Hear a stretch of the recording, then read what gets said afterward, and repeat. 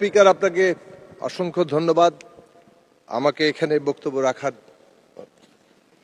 সুযোগ দেওয়ার জন্য। আজকে আমি প্রথমেই পরম করুণাময়ের কাছে শুকরগুজার করি। বাংলাদেশের দীর্ঘ লড়াই সংগ্রামের মধ্য দিয়ে একটা গণতান্ত্রিক নির্বাচনের মধ্য দিয়ে মানুষের ভোটের অধিকার প্রতিষ্ঠিত হয়েছে এবং আমরা একটা গণতান্ত্রিক সংসদীয় ব্যবস্থা প্রবেশ করতে পেরেছি। বাংলাদেশে একটা গণতান্ত্রিক ব্যবস্থা নতুন ধাপে শুরু হয়েছে এবং সেই কাজের জন্য দীর্ঘ যে লড়াই, 1971 সালের মুক্তির সংগ্রামে এই বাংলাদেশ প্রতিষ্ঠার যারা স্বপ্ন দেখেছেন, যারা জীবন দিয়েছেন, প্রত্যেকেই গণতন্ত্র প্রতিষ্ঠার জন্যই দিয়েছিলেন।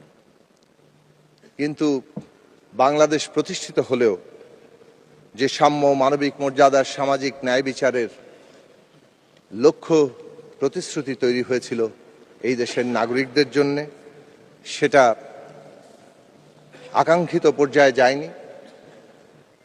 বরং শেষ পর্যন্ত আমরা দেখেছি মানুষের ভোটের অধিকার, মানুষের জীবনে বেঁচে থাকার অধিকার পর্যন্ত কেড়ে নেওয়া হয়েছে। এই রাষ্ট্র একটা গণতান্ত্রিক রাষ্ট্র যেটা হওয়ার কথা ছিল, তাকে একটা ফ্যাসিস্ট রাষ্ট্রে পরিণত করা হয়েছে।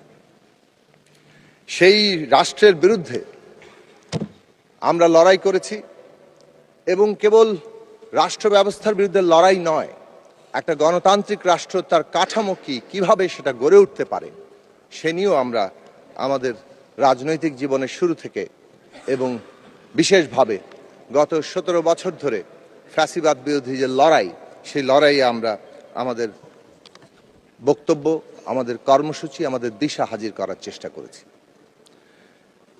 পরিষ্কার করে এখানে বলা দরকার, জুলাই অভ্যুত্থানের প্রেক্ষাপটে 17 বছর ধরে যে ফ্যাসিস্ট রাষ্ট্র কায়েম করা হয়েছিল, তার বিরুদ্ধে লড়াই করেছে এখানকার রাজনৈতিক দলগুলো, এখানকার ছাত্র, শ্রমিক, কৃষক, নারী, নানা ধরনের সংগঠনগুলো। এবং সেই সংগ্রামের ধারাবাহিকতায় 18 সালের মধ্যরাতের ভোট ডাকাতির পরে রাজনৈতিক দলগুলো একটা জনগণের বৃহত্তর ঐক্য গড়ে তোলার জন্য উদ্যোগ গ্রহণ করেছিল এবং বিএনপির নেতৃত্বে এই দেশে 39টি রাজনৈতিক দল, আমাদের দল, গণসংহতি আন্দোলন সহ, গণতন্ত্র মঞ্চ, আমাদের জোট সহ, গণ অধিকার পরিষদ, বাংলাদেশ জাতীয় পার্টি এবং এইরকম 39টি দল